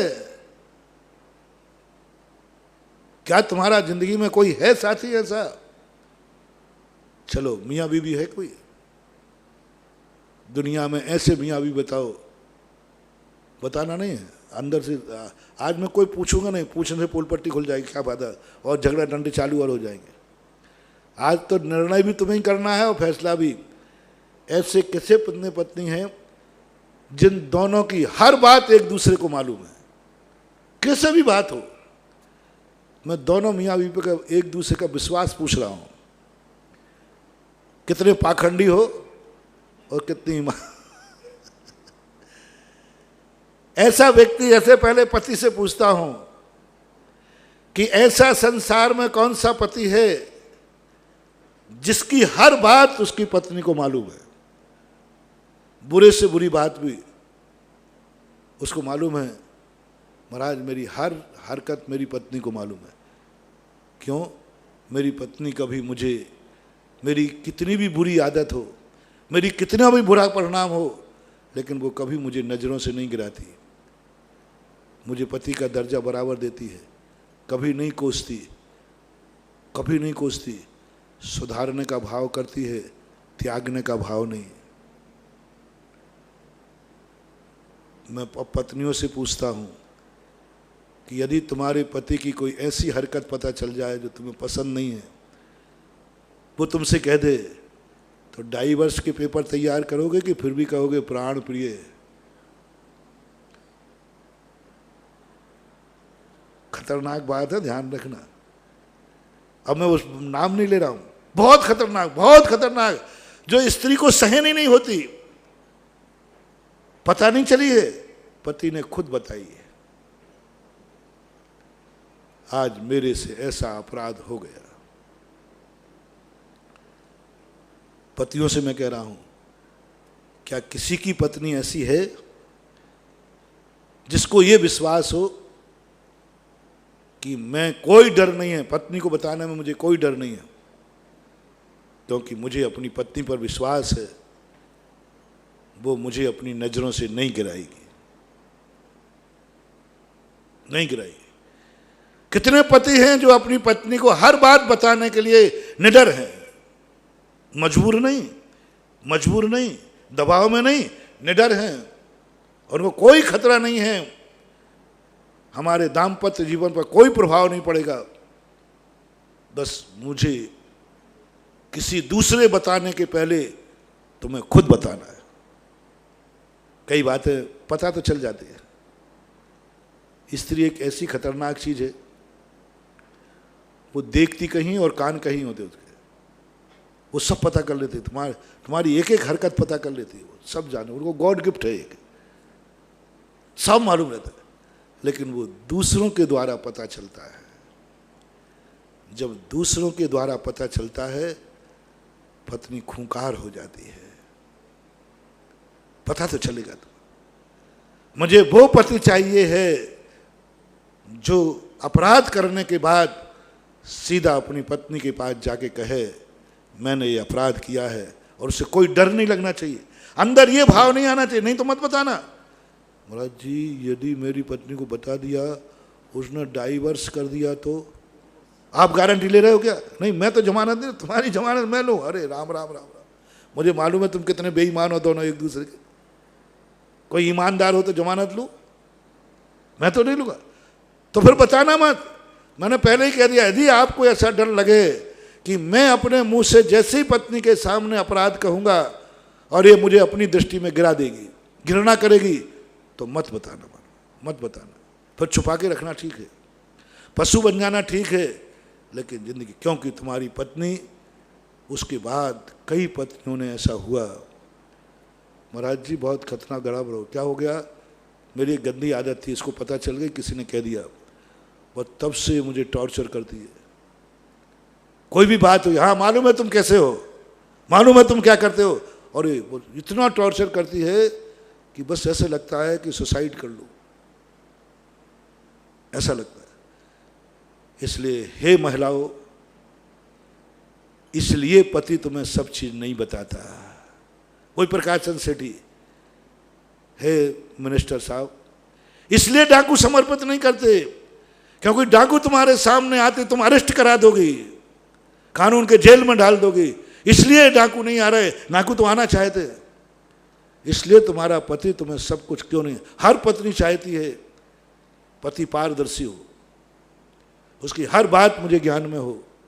मैं पारदर्शी बना रहा हूं, 75% पतियों को पारदर्शी बना दूंगा, 75%। मैंने पतियों से भी पूछ लिया है, मैं सब इंटरव्यू लेता रहता हूं कि भाई तुम अपनी बात कम से कम किसी को मत बताओ, मुझे मत बताओ, पत्नी को तो बताओ। महाराज जी वो और खतरनाक है आपको तो फिर भी हमारा मामला राग देश में बदल जाएगा। तो मैं महिलाओं से पूछना चाहता हूं, यदि आपका पति डाकुओं जैसा समर्पित हो जाए, वो अपनी हर बुराई तुम्हारे सामने रख दे, हर बुराई तुम्हारे सामने रख दे और नियम ले ले, तो क्या तुम उसके प्रति घृणा भाव तो नहीं करोगे, उपेक्षा भाव तो नहीं करोगे? ये तो नहीं आएगा कि तुम बहुत बड़े पापी हो। द्रौपदी ने देखो, द्रौपदी ने क्या नहीं किया, क्या नहीं हुआ द्रौपदी के साथ, लेकिन बाद में उनको वो आर्यपुत्र ही कहती रही कि दुष्ट पुत्र कहती रही। दाव लग गया, बाल पकड़ के घसीट लिए गए और धर्मराज के कारण हुआ। फिर भी उसके बाद अपने आर्यपुत्र ही कहती रही कि दुष्ट पुत्र कहती रही। कायदा से उसी दिन तलाक होना चाहिए क्या नहीं? कायदा से बोलोगे, अपन सब बोलो, मैं भी तुम्हारे साथ होता हूं। मेरे से कोई पूछता, हाँ उस दिन मेरे से महाराज जी आपकी क्या राय है, तो मैं कह छोड़ ऐसे लोगों को, तलाक दे दे। जो ऐसी करेंगे दाव पर लगाना, मैं कोई दासी हूं क्या? कायदा से उस दिन उसको छोड़ देना चाहिए था। बस यही द्रौपदी महान हो गई, उसने उसके बावजूद भी कहा आर्यपुत्र। उसके बाद भी वही सम्मान, अपनी दृष्टि में उनको गिराया नहीं, दृष्टि में नहीं गिराया। देखो कितनी बड़ी बात, दृष्टि में बिल्कुल भी नहीं गिराया पांडवों के प्रति। पांडवों के साथ बैठकर दोबारा जुआ खेली वो और वनवास में गई। और जब उन्हें धात की खंड का एक राजा हर के ले गया तो भी उसने एक ही कही, मेरा पति अर्जुन था, है और रहेगा। उसने कहा, अरे किस दुष्ट पति के साथ रहती है जिसने दाव पे लगा दिया ये सब। उसने कहा, खबरदार जीव निकाल लूंगी। क्या वर्णन किया, धात की खंड का राजा चक्रवर्ती जैसा था, राजा कपिल कोई था, हर ले गया। उसने स्वीकार नहीं किया। उन्होंने कहा नहीं, सब कहते तेरे साथ इतना व्यवहार, तू भी त्यागने को तैयार नहीं। बोले नहीं। दूसरा इससे बड़ा उदाहरण विदेही का, रामचंद्र जी ने जब द्वारा निकाला, घृणा कर लेना चाहिए थी सीता को। क्या है ऐसा पति जिसको जिंदगी भर मैंने साथ दिया, जिनका मैंने इतना साथ दिया, वनवास में भटकती फिरी, रावण जैसे चक्रवर्ती को छोड़ दिया, सोने की लंका छोड़ दी। बोलो सीता ने क्या त्याग नहीं किया श्री राम के लिए। सोने की लंका थी रावण की, 3 खंड का अधिपति था, 16,000 रानियों की पटरानी बना रहा था, लेकिन सीता ने कोई उधार। और जब वनवास भेज दिया गया धोखे से, तब भी सीता ने ये भाव नहीं किया, ऐसे पति की पत्नी होना मुझे धिक्कार है। देखो सब पता चला, ऐसे की पत्नी होना बहुत धिक्कार है मुझे। उधर मंदोदरी को देख लो, कायदा से सीता को उठा के लाए थे रावण, उसी दिन 16,000 रानियों को डाइवर्स कर देना चाहिए था, डिवोर्स कर देना चाहिए, तलाक देना चाहिए, सामने साक्षात सबके सामने। और रावण कह रहा है मंदोदरी, मैं तेरे ऊपर इसको पटरानी बनाऊंगी। तुरंत पटने पर तलाक दे देती, दे सकती थी, प्राण दे देती, कर सकती थी, नहीं। रावण इतना पापी हो गया तो भी मंदोदरी ने आर्य पुत्र ही शब्द उनको किया। मंदोदरी ने उसको अच्छे संबोधन किया। मंदोदरी की दृष्टि में तब भी वह पति ही था। हे नाथ, आप संबोधन देखना। पर नारी को अपहरण करके आया और कह रहा है मैं तेरी सौतिया बनाऊंगा, तेरे ऊपर करूंगा, तेरा पटरानी पद छीन कर उसको दूंगा। स्पष्ट खोल दिया रावण ने।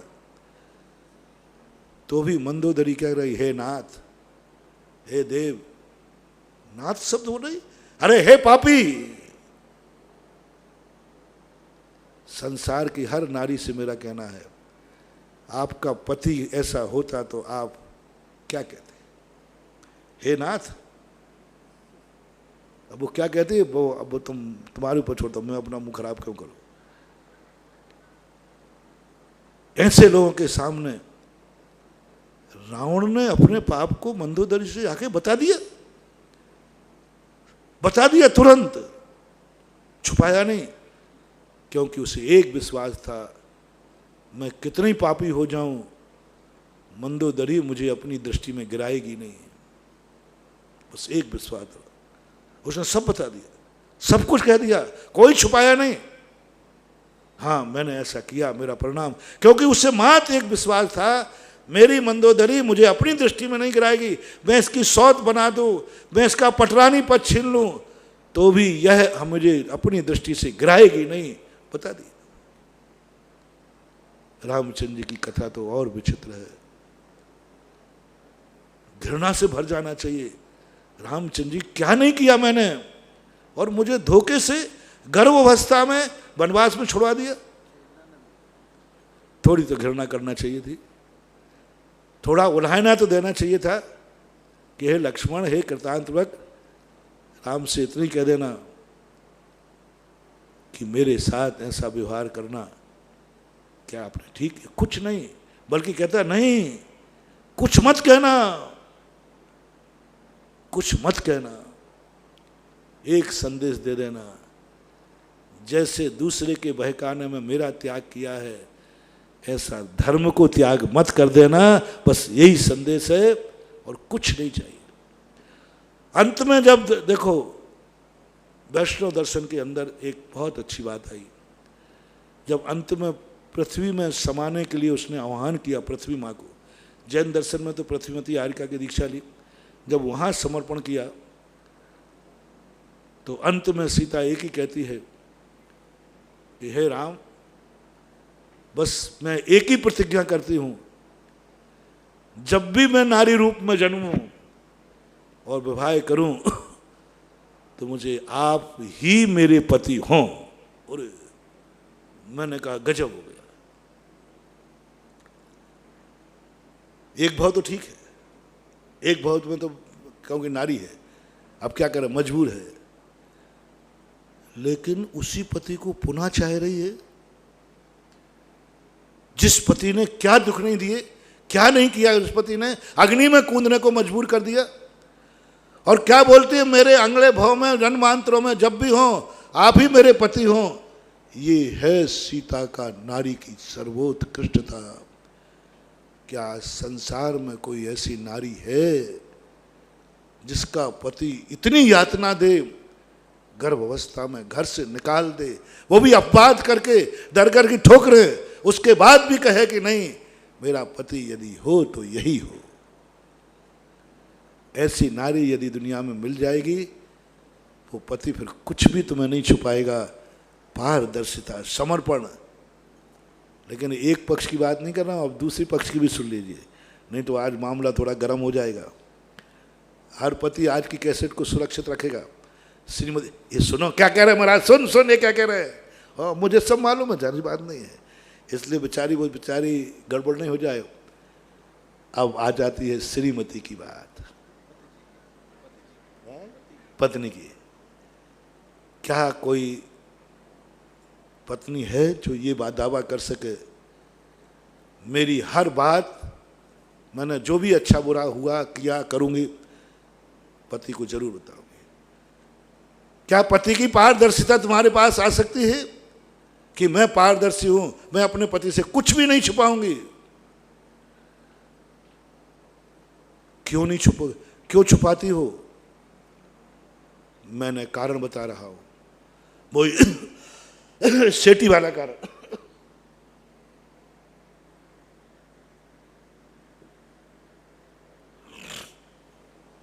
उनको डर है, उसको डर है कि यदि मैंने अपनी बात बता दी तो ये पति मुझे तलाक दे देगा, नर्जों में गिरा देगा। बस ये डर के कारण से वो छुपाए बैठी रहती हैं।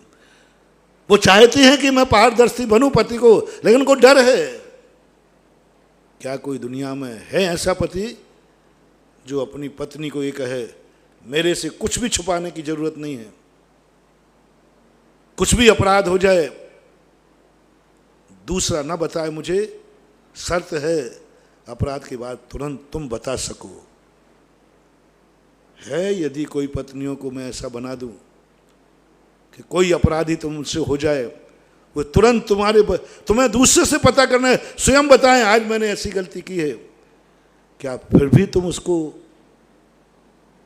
अपना बनाए रखोगे? घृणा तो नहीं करोगे? 99% लोग, और बता दूं मैं, आप लोग मेरी बात को ऐसे कहोगे जैसे तुम लोगों, यदि एक स्त्री को अपने पति की दोष पता चल जाए तो फिर भी माफ कर देती है, लेकिन पत्नी के दोष पता चल जाए तो ऐसे कितने डिवोर्स हुए, कितने हुए? जब दोनों शादी की बात पूछते हैं, मेरे पास केस आते हैं, बोले महाराज मैंने तो सहजता में बता दिया। मैंने क्या बात है? बोले इनसे पूछा कि आपके कॉलेज में किसी से अफेयर था, तो उन्होंने बता दिया। मुझे बड़ी खुशी हुई। मैंने इनको कुछ भी नहीं कहा महाराज, मैंने कुछ भी नहीं कहा। मैंने कहा होगा कॉलेज में, हो गया होगा, अब तो मेरे पति हैं। ऐसे एक दिन मेरे से इन्होंने पूछ लिया, तो मैंने सब पति से क्या छुपाना, मैंने बता दिया। जैसे ही मैंने बताया उन्होंने ऐसा धक्का दिया कि मैं गिरती बची, और उस दिन के बाद इन्होंने मुझे तलाक देने का मन बना लिया। ऐसे केस कितने हैं। हर पुरुष से मैं कहना चाहता हूं कि तुम्हारा दोष जब पत्नी को पता चलता है, कितने पुरुष हैं जिनके कामियां, जिनके पाप पत्नी को मालूम है, फिर भी वो तुम्हें पति मानती है, और कोस तुम्हें पता चल गया, तो है कोई पति जो इतना बर्दाश्त कर लेगा?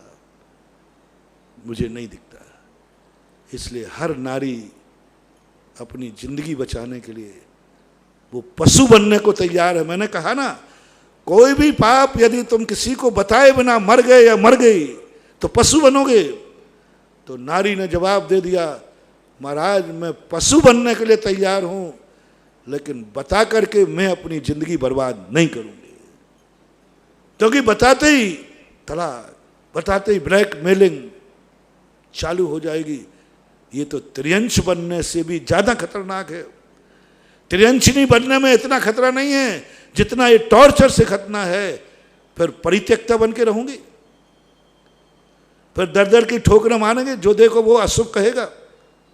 त्रियंशिनी को कोई अशुभ तो नहीं मानता, मुझे तो अशुभ मानेगा। ना पीहर की रहूंगा, ना सुसार की रहूंगा, ना कहीं की नहीं रहूंगा, परित्यक्ता मान के रहूंगी। इसलिए महाराज, इसलिए हर नारी, हर पुरुष चाहता है कि मेरी पत्नी मेरे से कुछ ना छुपाए, लेकिन मैं तुम्हें कुछ नहीं छुपाएगी, गारंटी मेरी है। लेकिन अपराध पता करने के बाद नजरों से तो नहीं गिराओगे। ये वायदा तुम गुरु के पास करो। हर पुरुष यदि ये वायदा कर लेवे कि महाराज मेरी पत्नी पारदर्शी होना चाहिए, आप श्रीफल लाइए और श्रीफल चढ़ाइए कि महाराज मैं एक नियम लेता हूं, यदि मेरी पत्नी अपने मुंह से अपने अपराध बता देगी, मैं किंचित मात्र भी अपने प्यार में, अपनी दृष्टि में कमी नहीं लाऊंगा। तो आज ही 90% महिलाएं रो रो करके अपनी पूरी कहानी तुम्हें बता देंगी। लेकिन उनको डर है, जेली को डर है कि जेलर साहब ने सुन लिया। उसने कहा जेलियों ने, महाराज जी मैं आपको तो बता दूंगा, इन जेलर साहब को अलग करो,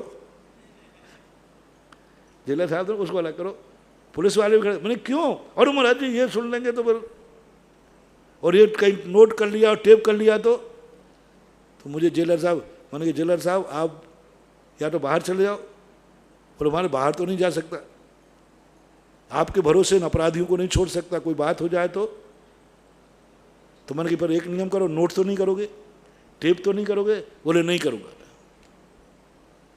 बस ये तुम्हारी टेंशन है। और ऐसा ही हर व्यक्ति, माता पिताओं से परेशान है लोग, बेटा परेशान माता पिताओं से, माता बेटा पर दोनों में पारदर्शिता नहीं है। क्यों नहीं है?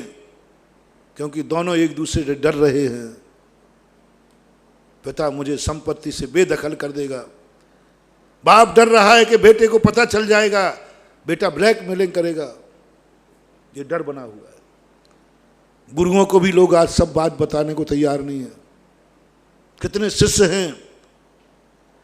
शिष्य हैं जो गुरु को बात बताना चाहते हैं, लेकिन उन्हें डर है कि गुरु को पता चल जाएगा तो गुरु मुझे दृष्टि से निकाल देगा, संग से निकाल देगा, दीक्षा छेद देगा, दुनिया भर की बातें कर लेगा। इस डर के कारण से बहुत सारे शिष्य अपराधों को अपने अंदर छुपा के रख के और मर जाते हैं, बिना समाधि के चले जाते हैं।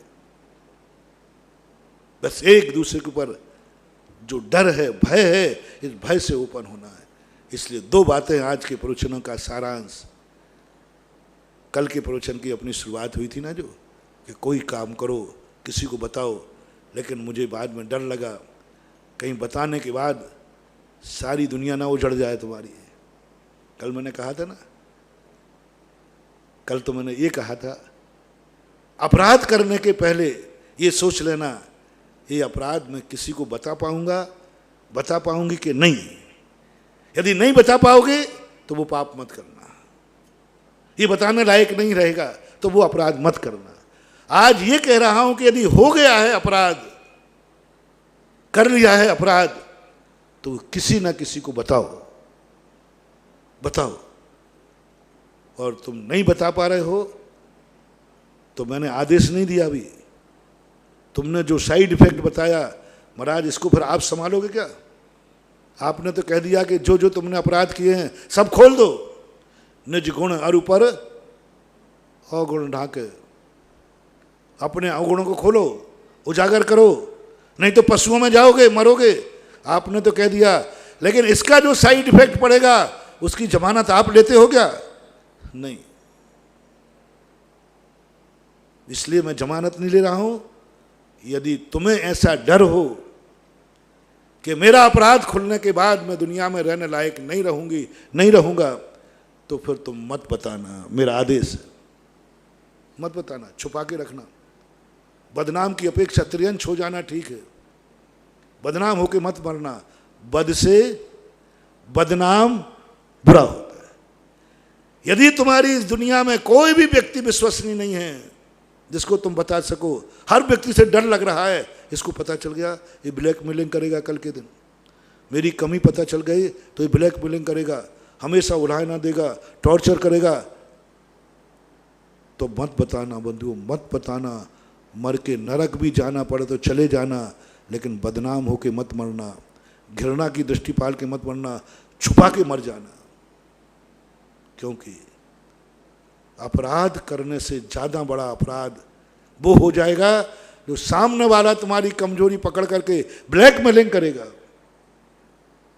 मैं तो इसलिए सोच रहा था कि मेरे भक्त लोग मर के कभी पशु न बने, इसलिए, लेकिन फिर भी मैं पशु बनने के लिए कर दूंगा, लेकिन बदनाम नहीं होना। ऐसे व्यक्ति को मत बताना जो तुम्हारे अपराध तुम्हारा है और तुम्हारी गलती सुन करके तुम्हें घृणा से देखने लग जाए, फिर एक दूसरे को मत बताना। फिर तो जो चल रही है गाड़ी, चलती का नाम, महाराज जो चल रहा है वही चलने दो, आप झगड़े नहीं। मार्ग तो मैं दिखाऊंगा, गुरु हो ना, मार्ग तो दिखाऊंगा, लेकिन तुम्हें बचाऊंगा भी। मैंने स्पष्ट कह दिया, तुम्हें डर लग रहा हो तो गुरु को भी मत बताना। तुम्हें मालूम है ये गुरु को बता दूंगा तो गुरु नजरों से गिरा देगा, आशीर्वाद मिलना बंद हो जाएगा। गुरु को भी मत बताना, छुपा के मर जाना, दुर्गति चले जाना। लेकिन गुरु की दृष्टि में गिरने की नौबत आए तो मत बनना, गुरु की दृष्टि में उठे रहना, गुरु की दृष्टि में निर्मल बने रहना।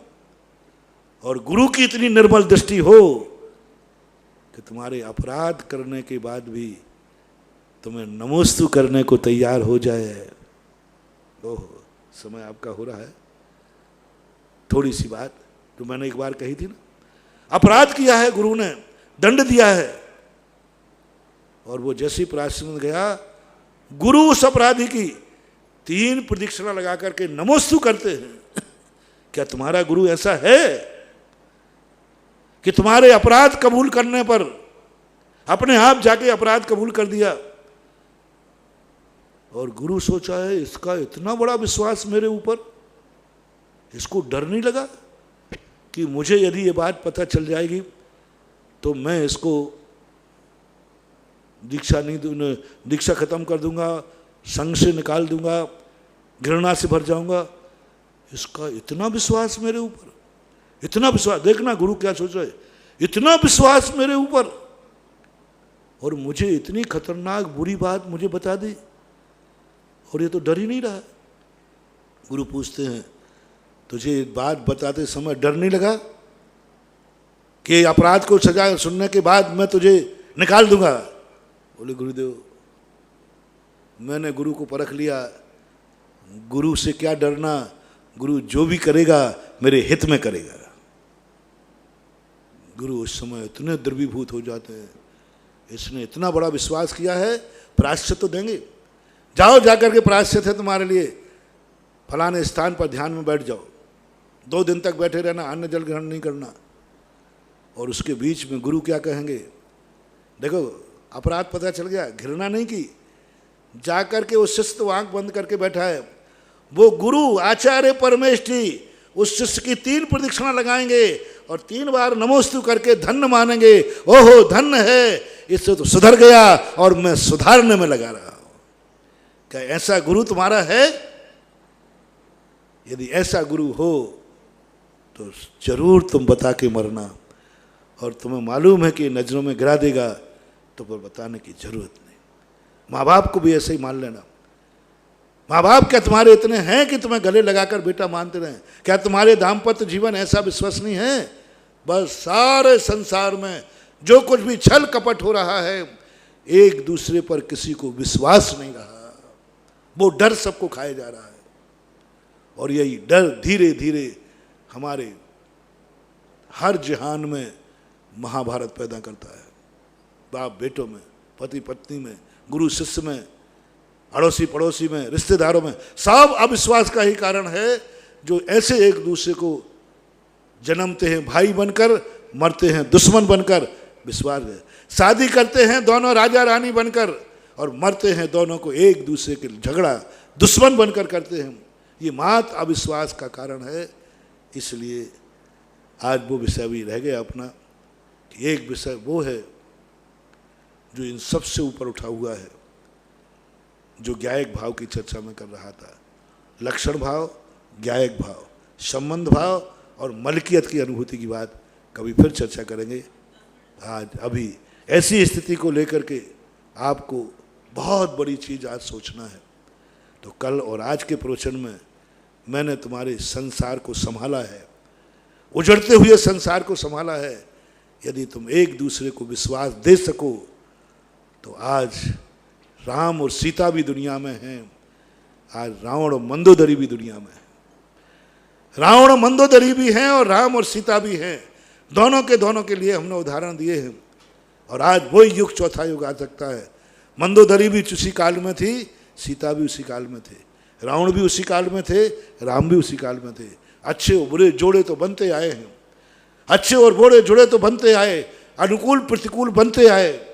चेलना भी वही राज्य में थी और महाराजा शनक भी उसी राज्य में थे।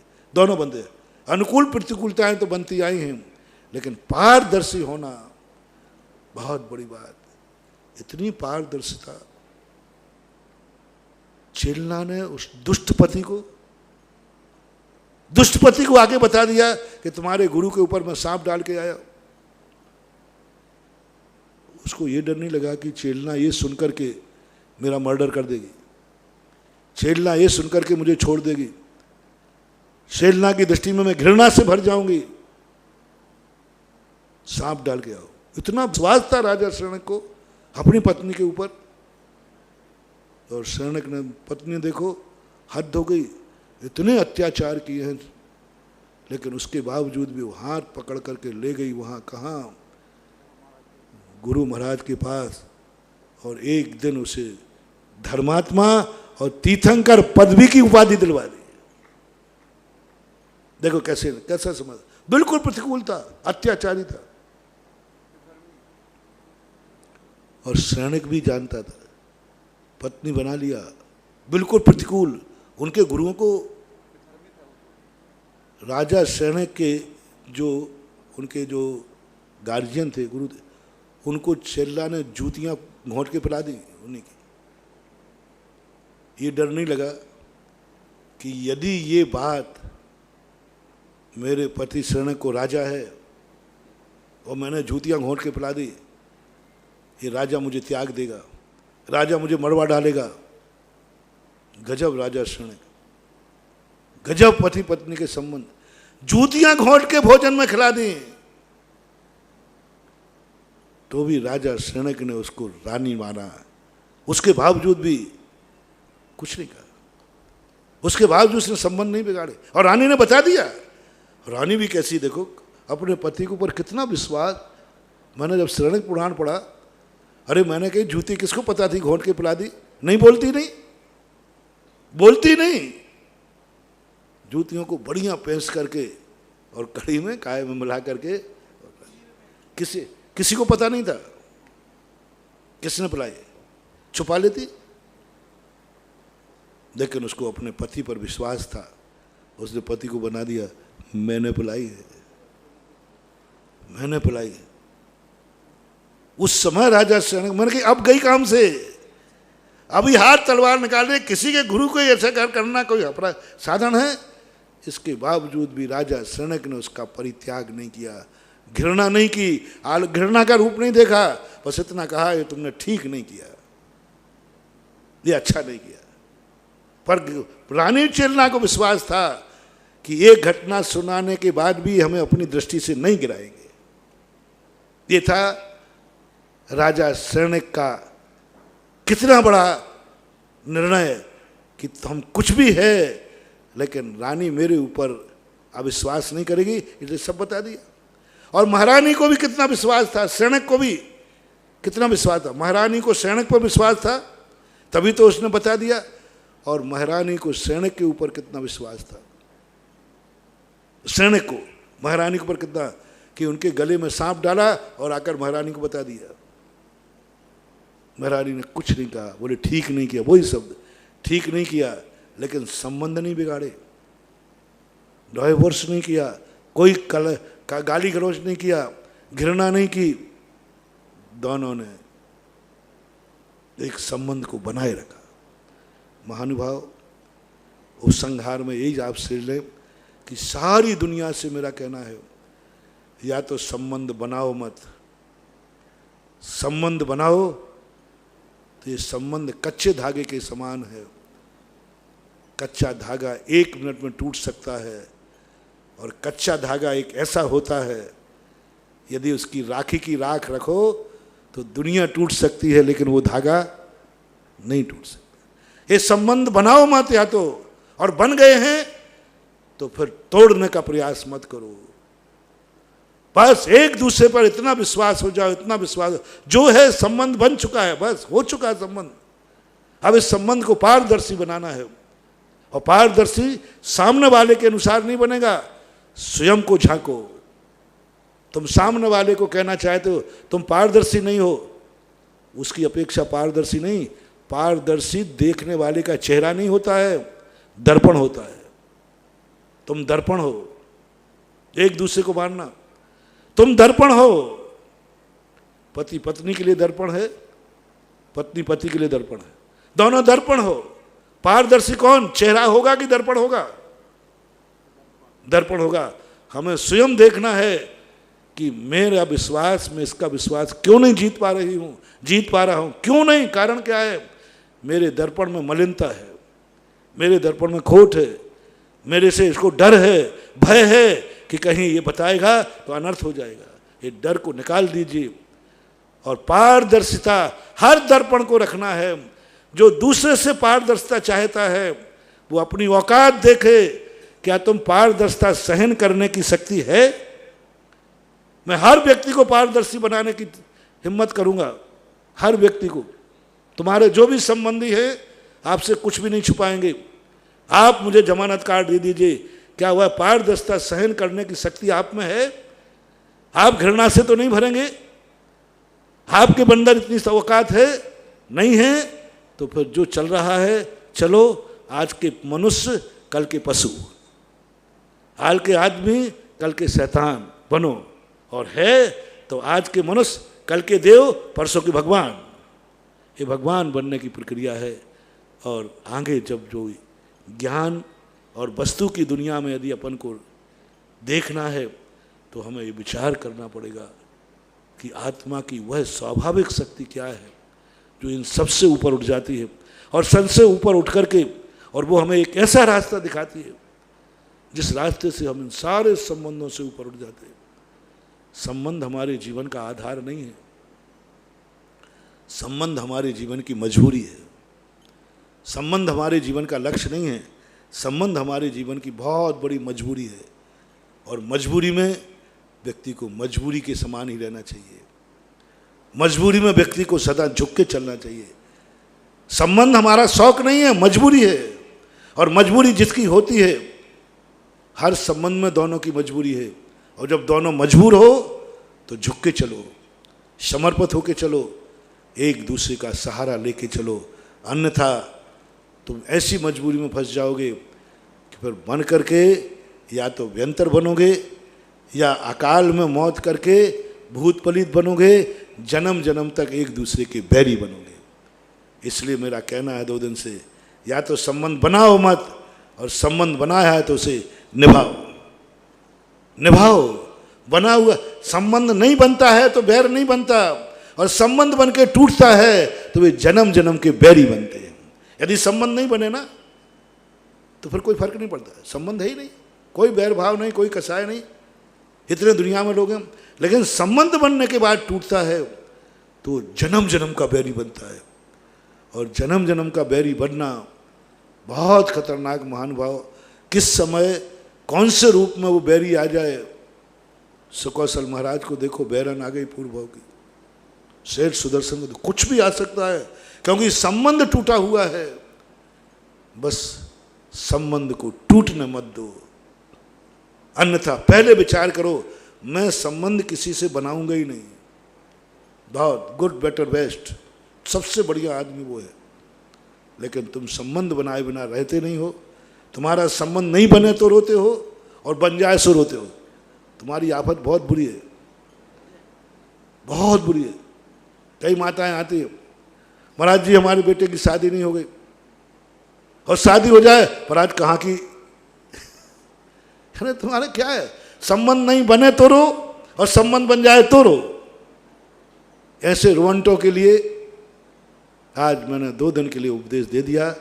तो दोनों का मार्ग को आप अपने स्वीकार करना, लक्ष्य बनाना, आगे जो अपने विषय हैं और आगे चलेंगे। महावीर भगवान की जय।